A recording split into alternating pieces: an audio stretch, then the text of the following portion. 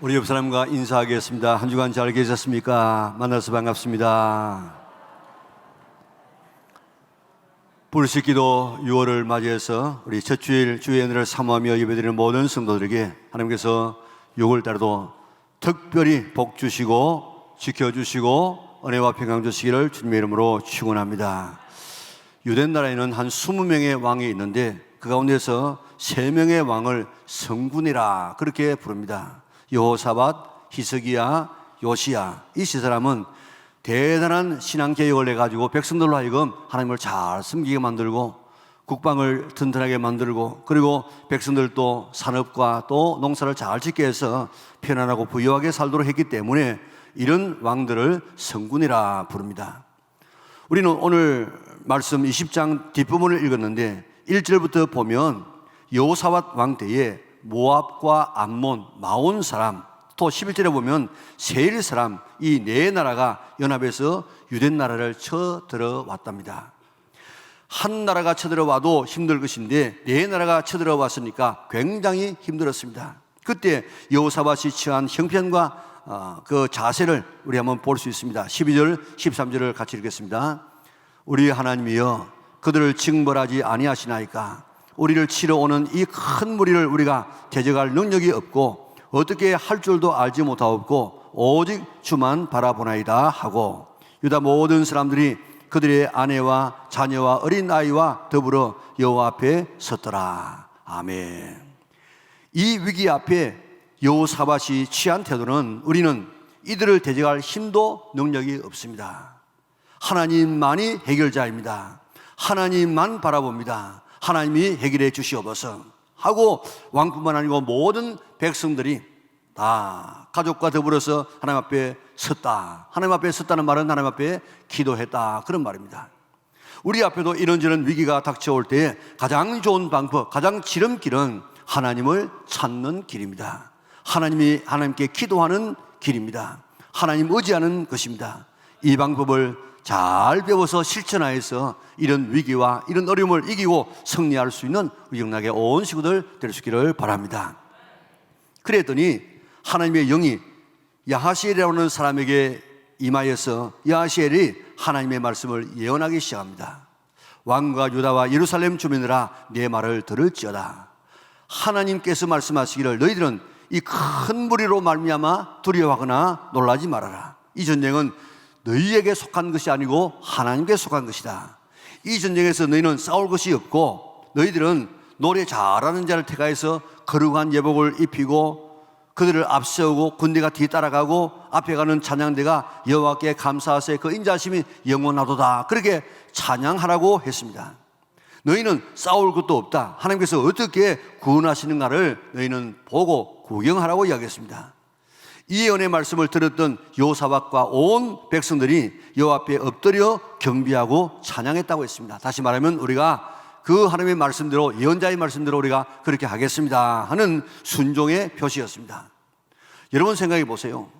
온 군대가 중무장을 하고 또 예비군까지 동원해서 나가도 이들을 이길 승산이 거의 없는 전쟁입니다. 상대가 되지 아니하는 전쟁입니다. 그런데 찬양들을 조직하고 거룩한 옷 신세마 옷을 입히고 찬송하면서 앞서가고 그 뒤를 군대가 따라가면서 전쟁할 필요도 없다고 했으니까 무기도 들지 아니하고 그저 뒤 따라가면서 보기만 하라고 이야기했습니다. 그리고 여호와께 감사하세 그의 인자하심이 영원하도다 찬송하며 나가라고 했습니다. 여러분 생각해 보세요. 이게 무슨 전쟁하는 대열이겠습니까? 이것은 하나님 앞에 예배하는 모습이지 전쟁의 모습이 아닙니다. 여러분들이 만약에 그때 출전되어졌던 군인이라고 하면 여러분들은 뭐라고 이야기하겠습니까? 아니 사람 죽일 일이 있습니까? 우리 죽이려고 이런 짓 합니까? 이게 무엇하는 짓입니까? 전쟁의 장난입니까? 어처구니 없는 일하라고 하면서 소리를 칠 수 있습니다. 의심할 수 있습니다. 불평할 수 있습니다. 그리고 나는 이 전쟁에 못 나갑니다. 내가 죽을 일을 내가 뭐 하겠습니까? 하고 이 선지자의 말을 거역할 수 있습니다. 그런데 다음날 백성들이 전쟁터에 나가기 위해서 덕과 덜로 나왔다고 했습니다. 그때 여호사밧이 뭐라고 했습니까? 우리 20절 같이 한번 읽어보겠습니다. 이에 백성들이 아침에 일찍 일어나서 더구와 덜로 나아가니라. 나갈 때에 여호사밧이 서서 이르되 유다와 예루살렘 주민들아 내 말을 들을지어다. 너희는 너희 하나님 여호와를 신뢰하라. 그리하면 견고히 서리라. 그의 선지자들을 신뢰하라. 그리하면 형통하리라 하고. 아멘. 자, 여기에 지금 이런 대열을 지금 나가고 있는데 아마 이 군인들 가운데서 이런다고 이 뭐 전쟁에 이길 수 있겠냐, 이러다가 우리가 죽는 것 아니냐, 이 말도 안 되는 이런 일을 하라고 하다니 하면서 지금 말은 못하지만은 마음에 그런 불평이 일어날 수 있습니다. 이들에게 여호사밧 왕이 지금 말합니다. 뭐라고 말합니까? 하나님을 신뢰하라. 그리하면 견고히 서리라. 선지자들을 신뢰하라. 그리하면 형통하리라. 이스라엘 백성들은 하나님을 신뢰했습니다. 선지자의 말을 신뢰했습니다. 그리고 선지자가 말하는 대로 찬양들을 조직했습니다. 예복을 입혔습니다. 찬양대가 앞서갑니다. 백성들이 그 뒤를 따라갑니다. 여호와께 감사하세 그 인자심이 영원하도다. 목이 터지라고 찬송하기 시작했을 것입니다. 그랬더니 찬송이 울려 퍼지자 이 암몬과 모압은 가까운 지역이고 저 세일산과 마온 사람은 저 밑에 에돔 쪽에 있는 사람입니다. 그런데 이 암몬과 모압 자손이 세일과 이 마온 사람들을 불신이 일어나는지 쳐 죽이기 시작합니다. 다 죽이고 난 다음에는 또 암몬하고 모압하고 서로가 또 불화가 일어나가지고 자기들끼리 또 싸웁니다. 그래가지고 자기들끼리 싸우다가 다 죽고 말았습니다. 이스라엘 백성은 손 한 번 쓰지 않았는데 승리를 얻었습니다. 자기들끼리 싸우는 이 모습을 가만히 보고 구경만 했는데 승리했습니다. 자, 적진에 가서 보았더니 재물과 옷과 보물이 많았는데 뭐 호주머니에 넣고 뭐 가방에 넣고 별별 일을 다 했는데 뭐 거두기 너무 많아. 그러니까 3일 동안 전리품을 거두고 4일째는 그 하나님 앞에 찬송을 했습니다. 너무 승리해서 감사하죠. 그 엄청난 전리품들에 감사하지요. 그래서 찬양을 막 크게 울려 퍼졌는데 그래서 그 골짜기를 브라가 찬송의 골짜기라고 불렀다. 그리고 그 나라가 앞으로 어떻게 되었습니까? 29절 30절 볼까요? 같이 읽습니다.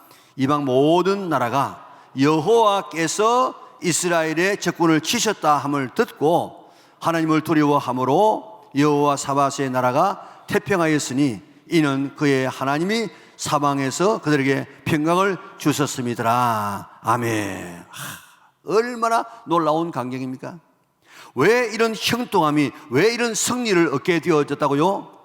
여호사밧의 기도, 하나님의 응답을 전달하는 선지자 아하시엘의 예언을 그대로 믿고 순종한 것, 이 예언을 주신 하나님과 그의 말씀을 전달하는 선지자의 말을 신뢰하고 믿고 따라갔기 때문에 이런 놀라운 승리와 형통함을 얻게 된 줄 믿으시기를 바랍니다.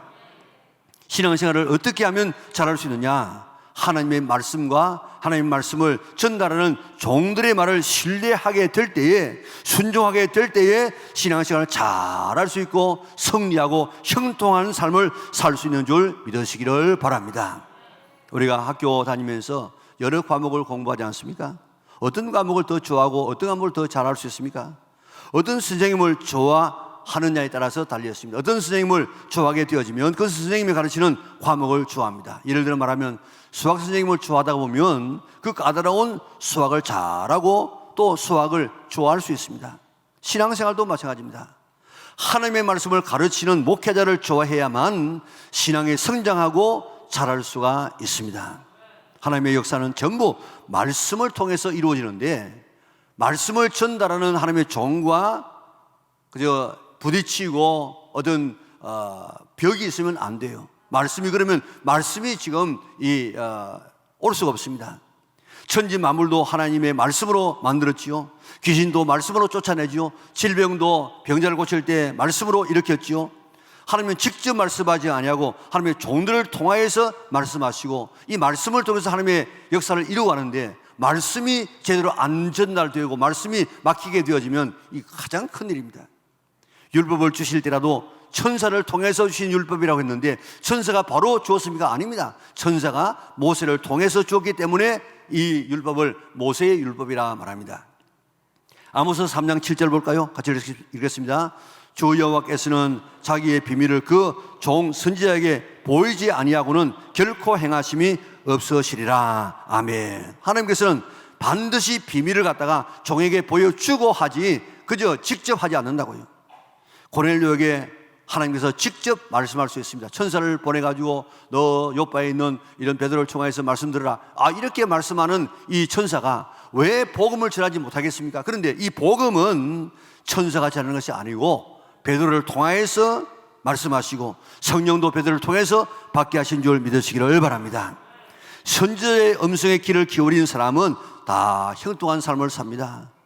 다윗이 나단 선지자의 말에 귀를 기울이고 회개했기 때문에 그가 죽지 아니하고 위대한 성군이 될 수 있었지, 만약에 이 나단 선지자를 죽여버렸다고 하면, 그 말씀을 거부했다고 하면 그는 죽고 말았을 것입니다. 하나님의 종들을 거부하고 죽인 자들을 보세요. 그의 삶이 얼마나 참 형편없게 되는지를 보시기를 바랍니다. 하나님을 신뢰하면 그 말씀을 전하는 선지자도 신뢰해야 된다는 것입니다. 그리하면 형통하고 승리한 삶을 살 수 있다는 것입니다. 부산영락의 온 성도들은 하나님을 신뢰하고 주의 종을 신뢰해서 형통한 삶을, 승리하는 삶을, 복된 삶을 살아갈 수 있는 우리 영락의 온 성도들 되시기를 주님의 이름으로 축원합니다. 왜 종들과 막히면 안 되느냐? 말씀이 막히기 때문에. 말씀이 막히게 되어지면 모든 삶이 다 이는 어렵게 되어 있습니다. 그렇기 때문에 말씀이 막히지 않기 위해서 늘 말씀이 우리 속에 들어와서 나를 치료하고 나를 성장시키기 위해서 하나님의 종들과는 맞서지 아니할 수 있는 성도들 되시기를 바랍니다. 이 말씀은 원리입니다. 원리. 제가 어떤 개인적인 이야기를 하는 것이 아니고 이것은 신앙생활의 원리, 잘할 수 있는 원리를 말씀하고 있기 때문에 이 말씀을 여러분들의 삶에 잘 적용할 수 있기를 바랍니다. 아리스토텔레스는 상대방을 설득하는 4가지 기능이 있다고 이야기했습니다. 첫째로는 로고스, 전하고자 하는 그런 내용이 논리적이어야만이 상대방을 잘 설득하고 영향력을 미칠 수 있다. 두 번째, 파토스, 전할 때 감성을 터치해야만 더 효과적으로 전달할 수 있다. 세 번째, 에토스, 말하는 사람의 평판이 좋아야만 다른 사람이 그 말을 믿고 설득당하고 영향력을 받는다. 로고스, 논리적인 말을 해야 된다. 논리적으로 말하면 10%의 영향력을 미쳐요. 그리고 파토스, 감성적으로 그 감성을 터치하게 될 때 30%의 영향을 더 받는다는 것입니다. 에토스, 좋은 평판이 있는 사람이 전하게 될 때 60%의 영향을 받고 설득을 받게 된다는 것입니다. 이처럼 우리가 다른 사람의 이야기를 듣고 내가 변화되어지고 내가 그 말씀에 감동을 받게 되는 가장 큰 영향력을 받게 되는 그 이유가 어디 있는가 하면 바로 전하는 사람의 그 인격과 평판이 좋아야만 내가 그 말씀을, 그 이야기를 내가 듣고 내가 변화될 수 있는 것입니다. 선지자를 신뢰하려고 하면, 그의 말을 신뢰하려고 하면 좋은 평판, 좋은 인격이 따라 주어야만 그 말에 영향을 받고 그 말을 신뢰할 수 있는 것입니다. 그래서 저도 지금 말씀을 전하는 사람 아닙니까? 저도 목사로서 남에게 이렇게 효과적으로 말씀을 잘 전하려고 하면 내가 다른 사람에게 지탄받거나 손가락질 당하거나 또한 비판받는 이런 일을 하지 않아야 됩니다. 저는 그렇게 하지 않으려고 무척 저는 애를 씁니다. 저 자신의 관리를 위해서 저는 굉장히 애를 쓰고 있습니다. 우리나라 땅덩어리를 다 준다고 할지라도 저의 목사직에 어떤 흠이 있다고 하면 저는 그만은 값어치의 땅 받지 않습니다. 왜냐하면 제가 비난받을 일을 하면 말씀이 효과적으로 전달되지 않기 때문입니다. 말씀이 막히기 때문에 그렇습니다. 그러면 아무 변화가 일어나지 않기 때문에 그렇습니다. 왜 저라고 부족하고 못나고 비난받을 일이 없겠습니까? 이 세상에 완벽한 목사는 한 사람도 없습니다. 그러나 저는 부족할지라도 최선을 다해서 목회자로서 제대로 살아가려고, 깨끗하게 살아가려고, 진실하게 살아가려고 저는 저 나름대로 최선의 노력을 다하고 있습니다. 그런데 성도들이 저에 대해서 오해하는 것이 있을 수 있습니다. 오해하게 되어지면 말씀이 막힙니다. 그렇기 때문에 저하고 성도들하고는 이게 오해가 있으면 안 돼요. 이거 빨리 풀어야 돼요. 오해하는 것이 있으면 풀고, 제가 잘못한 것이 있으면 제가 회개하고 제가 고쳐야 됩니다. 며칠 전부터 우리가 초청주의를 해서 새가족들이 많이 나오십니다. 그리고 오늘도 여러 분들이 8명의 새가족이 지금 우리 산부예배에 참여하게 되어졌는데, 오늘 제가 이런 말씀을 드리기가 참 부담스럽지만, 그러나 이거는 저 개인적인 이야기가 아니고 이런 원리입니다. 원래 신앙의 원리이기 때문에 여러분들이 이 말씀을 잘 듣고 소화해서 꼭 신뢰, 선지자를 신뢰하고 하나님의 종들을 신뢰해서 여러분들의 신앙이 정말 아름다운 그런 결실 맺는 신앙들 될 수 있기를 바랍니다. 제가 지금까지 우리 교회에서 소위 말하는 다른 분들이 이야기하는 것처럼 어떤 사람을 상대방을 친다, 이런 설교를 제가 의식적으로 한 번도 한 적이 없습니다. 그리고 또 제가 우리 낮 예배 때 제가 내 자신을 이렇게 변호한 그런 적도 없습니다. 그런데 혹시라도 우리 성도들 가운데 저에 대한 이런 오해라든지 잘못 알고 있는 이런 것 때문에 저하고 이렇게 소통이 안 되어지면, 막히게 있게 되어지면, 저를 오해하게 되어지면 그분의 그 영이 안 되져요. 그렇기 때문에 오늘 이 원리를 제가 지금 이야기하고 있기 때문에 이 원리를 잘 깨달아서 이제 오해하지 말고 위하여서 기도하고 사랑해주고 용서해주고 덮어주는 이런 아름다운 신앙을 통해서 정말 형통하고 복받는 성도들 될 수 있기를 바랍니다. 저에 대해서 떠도는 소문들로서 오해할 수 있는 것이 크게 두 가지입니다.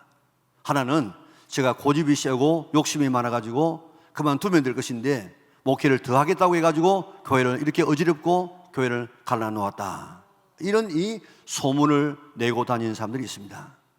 교회는 예수님의 피값으로 세우신 하나님의 교회입니다. 계시록 1장에 보면 우리 주님께서 교회의 사자를 친히 손에 붙잡고 계신다고 이야기했습니다. 오늘 제가 믿기로는 어느 교회 담임 목사든지 하나님께서, 예수님께서 오늘도 저를, 담임 목사를 딱 주의 손에 장중에 붙잡고 계신다고 믿습니다. 교회 담임 목사가 내 마음대로 왔다가 내 마음대로 가는 그런 것이 아니고 하나님이 세우셔야만 설 수 있다는 이 사실을 꼭 여러분들은 잊지 않기를 바랍니다. 하나님이 세우신다, 하나님이 붙으신다, 하나님께서 지명하셨다 하는 사실을 우리가 인정해야만 우리의 신앙이 제대로 될 수 있습니다. 30여 년 전에 제가 부산영락교회 담임 목사로 위임을 받을 당시 저로서는 부산영락교회 담임 목사가 될 수 있는 이런 이 조건들이 못 되었습니다. 그런데 하나님께서 당시 여러 가지 환경을 만드셔서 부족하고 나이도 어리고 모자라는 것이 많은 것이 있지만은 하나님께서 저를 영락교회 담임 목사로 세워 주었습니다. 그리고 성도들도 우리 아버지 어머니 볼 때는 이런 좋은 이 종들이 저를 어리지만은 인정해 주어서 그때 하나님께서 우리 세워 주어서 오늘까지 이렇게 영락교회가 이루어졌는데, 그때 하나님께서 담임 목사로 세워 주신다는 분명한 응답이 있었습니다. 내가 하고 싶다고 해서 다른 사람 세우고 싶다 해서 되는 것이 아니고 이미 몇 년 전에 하나님께서 저를 담임 목사로 세운다 하는 이런 응답이 있었다고요. 저는 부산영락교회 담임 목사가 되기에 부족한 사람이기 때문에 내가 최선을 다해야 되겠다. 그래서 생명을 걸고 최선을 다해서 오직 부산영락교회 하나만 바라보고 목회해 왔습니다. 국회 신호회에서 설교해 달라고 몇 년 전에 부탁이 왔습니다. 그래서 내가 좀 바빠서 못 가겠습니다. 그러니까 그분이 하는 이야기를, 우리 국회 신호회에서 수많은 이런 한 100여 명 더 되는 이런 이 국회의원들이 모여서 예배드리는데 여기 안 오겠다는 사람은 당신밖에 없습니다. 그리고 끊었어요. 국가 조찬 기도에 거기에 지도자들, 한국에 있는 지도자들이 다 가는데 그 해마다 지금 조찬 기도 열리지 않습니까? 한 25년 전에 제가 한번 가고 그 뒤에 한 2, 3년 전에 제가 한번 가고 그 뒤에 계속 초청장에 오지만도 안 갑니다. 왜냐하면 거기 갔다 오면 하룻밤 자야 됩니다. 경비 듭니다. 여러 가지 시간상으로 너무 이렇게 허비가 되기 때문에 거기에 가지 않습니다. 교회 지장이 되기 때문에 그렇습니다. 그리고 외부에서 무슨 이런 헌신 예배 또한 이런 또 이런 집회 이런 것이 와도 교회 지장이 되기 때문에 외부에 나가지 않고 오직 영락교회만을 바라보면서 일해왔습니다. 교회가 잘 되고 하나님이 원하시는 교회를 위해서 저의 목숨이 필요하다고 하면 저는 교회를 위하여서 목숨을 내어놓을 자세가 되었습니다. 저 다음에 담임 목사님이 앞으로 오게 되실 것인데 오시면 저보다도 교회를 더 사랑할 것입니다만은, 그러나 제가 목회하고 있는 지금에는 저보다도 더 교회를 사랑할 사람은 아무도 없습니다. 부산영락교회 성도들이 지금 있는데, 우리 영락교회 성도들이 죽을 수밖에 없는, 예를 들어 말하면 공산당이 와가지고 지금 누군가 한 사람이 대신 죽으면 내가 너희들 다 살려주겠다, 그렇게 영락교회 성도들의 목숨과 어떤 한 사람의 목숨을 이렇게 바꾸자고 하면 제가 교인을 위해서 내 목숨을 내어놓을 그런 자세를 가지고 하나님 앞에서 제가 교회를 사랑하고 있습니다. 이번에도 총회가 75세로 연장하기 전에 하나님께서 몇 년 더 하면서 교회의 일을 마무리하고 은퇴하라는 이런 사인을 주었기 때문에 제가 이런 일을 하는 것이지, 제가 원한다고 해서 되는 것이 아님을 믿으시기를 바랍니다. 코로나 가운데서라도 진행되어가는 이 모든 과정을 믿음의 눈으로 가만히 한번 보세요. 우리 재직기하고 이런 이 공동이 하는 이게 코로나 가운데서 어떻게 이렇게 피해가지고 가는 그런 것을 보면은, 하나님께서 역사하지 않으면 절대로 이룰 수 없겠구나 하는 하나님의 역사를 손길을 바라볼 수가 있습니다. 하나님의 섭리가 아니면 제가 절대로 계속해서 목회할 수가 없습니다. 저 욕심이나 고집이 교회를 이렇게 되었다는 이것은 하나님의 섭리를 너무 모르는, 기도하지 않는 사람의 자기 속에서 일어나는 그런 하나의 말인 줄 믿고, 이런 소문을 내는 이런 선동에 더 이상 말려들지 않기를 바랍니다. 그래서 이 말에 오해되지 않아야만, 그래야만 우리가 지금 상처받지 않고 더 좋은 신앙으로 나갈 수 있는 줄 믿으시기를 바랍니다. 하나님께서 하게 하시는데 누가 말할 수 있습니까? 하나님께서 내 교회를, 내 종을 내가 세운다고 하는데 누가 지금 아니요 할 수 있는 사람이 누가 있겠습니까? 얼마나 교회를 위해서 기도해 보고 말합니까? 교회의 비전을 위해서는 기도하고 응답하지 않은 사람은 말하지 않아야 됩니다. 앞으로 하나님께서 하실 일과 비전이 있어서 하나님께서 일하고 계시는데, 기도하지 않고 인간적으로 판단을 해서 선동하는 이런 말을 하지 않아야 될 것이고, 그런 선동에 동조하는 죄에 빠지지 않는 성도들 되시기를 바랍니다. 벗어나야 됩니다. 그래야 내 영혼이 살 수 있는 줄 믿으시기를 바랍니다. 그래야만 형통할 수 있는 줄 믿으시기를 바랍니다. 성경은 말합니다. 내 백성아 거기서 나오라 하고 우리에게 지금 말씀하고 있습니다. 그렇기 때문에 우리가 이런 이 선동에 연루되어져 가지고 여러분들의 신앙을 상처받지 않기를 바랍니다. 두 번째, 오해하지 말아야 할 것은 지난해 9월 1일 날, 11월 3일 날, 12월 16일 날 세 차례에 걸쳐서 저를 횡령, 배임, 업무상의 방해로 14가지의 제목으로 세 차례나 서부경찰서에 고소를 했습니다. 교회의 문제를 사회법정에 가지고 나가는 것은 성경에서 하지 말라고 한 것이고 우리 헌법의 정신입니다. 이거 자체가 이런 신앙적이 아니고 인간적인 방법입니다. 소문 내기를 제가 200억을 횡령해서, 그게 이렇게 여러 가지 제목들이 막 여러 가지를 하는데, 제가 200억을 횡령을 해서 작년 연말에 쇠고랑을 차고 내가 교도소에 들어갈 것이다, 이렇게 문자로 말로 교인들을 선동했습니다. 우리 교회 예산이 얼마인데 그런 돈을 제가 횡령할 수 있겠습니까? 우리 애가 지금 33살, 4살 되어지는데 그 애를 갖다가 내가 후계자로 삼으려고 지명을 해가지고 그렇게 한다고, 그런 터무니없는, 내가 꿈에도 생각하지 못한 그런 이야기들을 막 내가지고 사람을 짓밟으려 했습니다. 교회에 부동산을 담보를 해가지고 우리 애 결혼식을 시켰다. 또 부동산에 제일 좋은 것은 지 이름으로 해놓았다. 이 상상이 안 되는 이런 이 각종 거짓말을 유포해 왔습니다.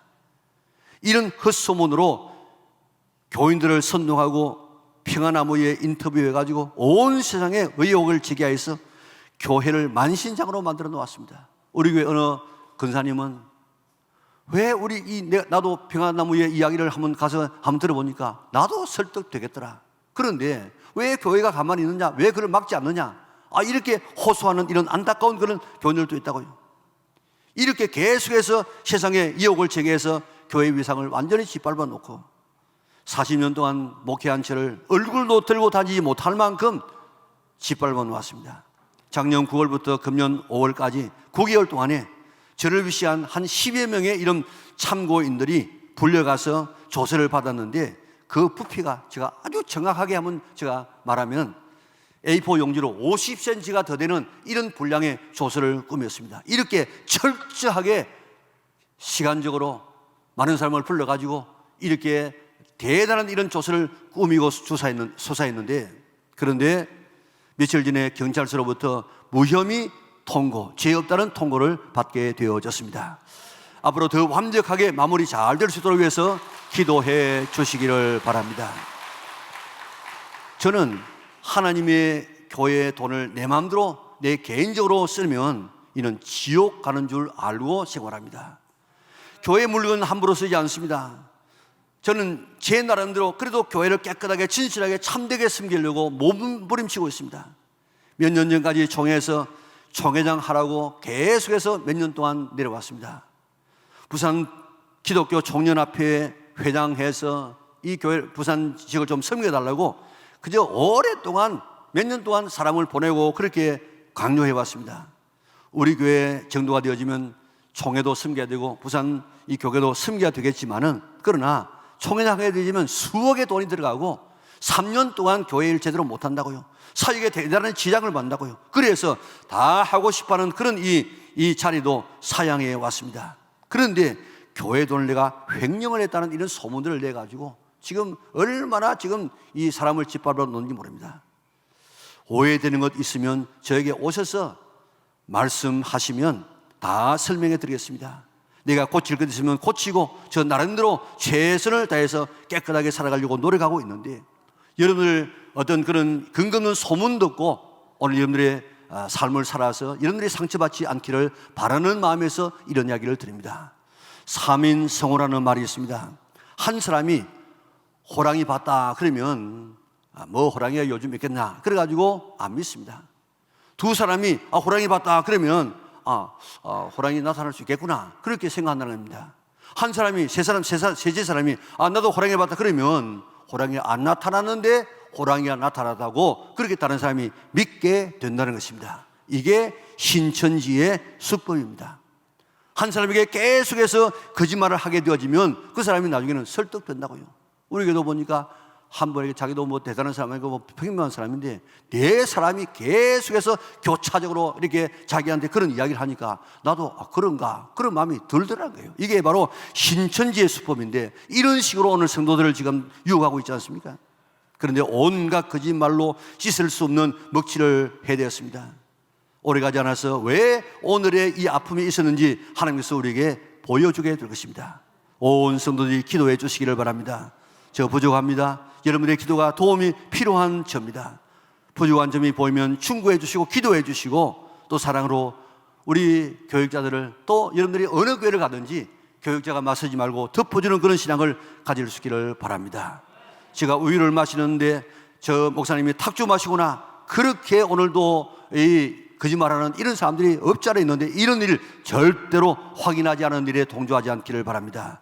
제가 탁주를 마셔도 목사님이 우유 마시고 있구나 그렇게 말하는 성도가 될 수 있기를 바랍니다. 덮어주는 사랑, 이 사랑이 누구의 사랑입니까? 하나님의 사랑이고 까발리는 이 일 누가 합니까? 노아의 아들 함이 하다가 그가 얼마나 저주받은 인생이 되어졌습니까? 절대로 까발리는 이런 일들을 하지 않기를 바랍니다. 이제 하나님의 종들을 사랑해 주시기 바랍니다.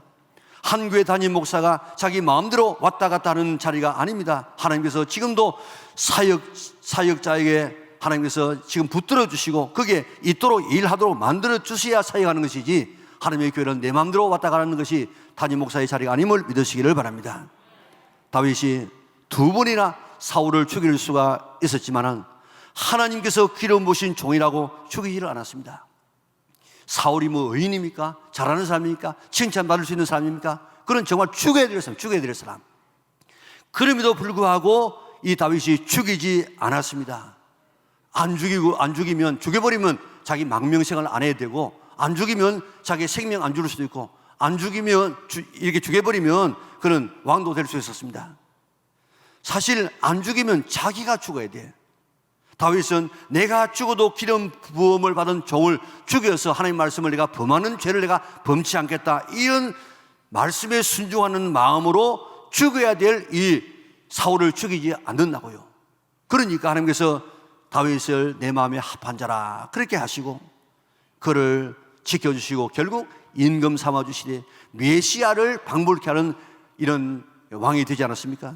그러나 사울 보세요. 사울은 아히멜렉 제사장이 다윗에게 먹을 것을 또 칼을 주었다고 해가지고 이 아히멜렉 제사장뿐만 아니고 85명의 제사장을 다 죽이는데 85명의 제사장뿐만 아니고 그의 식솔들까지 다 죽이니까 한 가정에 5명만 식구가 있다고 할지라도 400명, 500명의 사람을 다 죽여버립니다.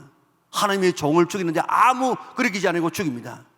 그의 삶이 얼마나 비참하게 끝났는가를 알지 않습니까? 이제부터 하나님의 종에게 손대지 않기를 바랍니다. 해하지 않기를 바랍니다. 절대로 손대지 아니하리라 결심할 수 있는 성도들 되시기를 바랍니다. 이게 내한테 복이라, 내한테 복. 하나님의 종들을 어떻게 대하라고 했는지 우리 말씀을 한번 볼까요? 우리 시편 105편 15절 같이 읽겠습니다. 이러시기를 나의 기름 부은 자를 손대지 말며 나의 선지자들을 희하지 말라 하셨도다. 아멘. 역대상 16장 22절 거의 비슷한 말이 나옵니다. 같이 읽습니다. 이러시기를 나의 기름 부은 자에게 손을 대지 말며 나의 선지자를 희하지 말라 하셨도다. 아멘. 사무엘상 26장 9절입니다. 같이 읽습니다. 다윗이 아비새에게 이르되 죽이지 말라. 누구든지 손을 들어 여호와의 기름 부음 받은 자를 치면 죄가 없겠느냐 하고. 아멘.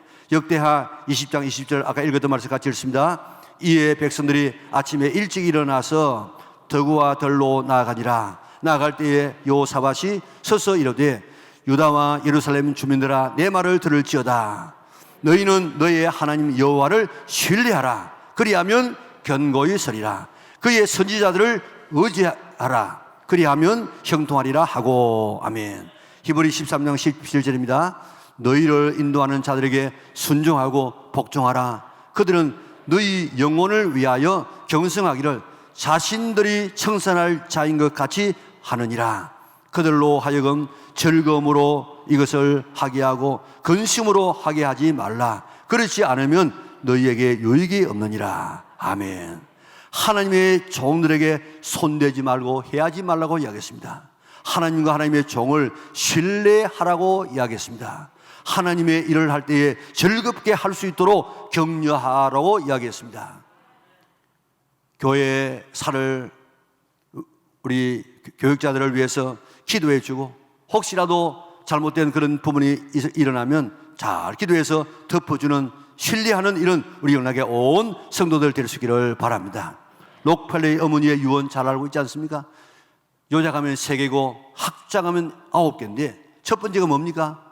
예배드릴 때 꼭 앞좌석에 와서 예배를 드리라. 두 번째는 철저한 11조를 드리라. 세 번째로는 목사님을 하나님 다음으로 섬겨라 하는 이 3가지의 유언을 귀에 못이 박히도록 록펠러는 들었습니다. 그대로 살았더니 그런 놀라운 축복을 받게 된 것입니다. 지금 대구에 가면 서문교회라는 교회가 있습니다. 동양 당시 최대의 석조 건물이었습니다. 지금도 가면 대단한 교회인데 그 당시에 이 교회를 짓기 전에 거기에 정규만이라는 사람이 있었는데 얼마나 가난하고 아주 개차반으로 살았는지 모릅니다.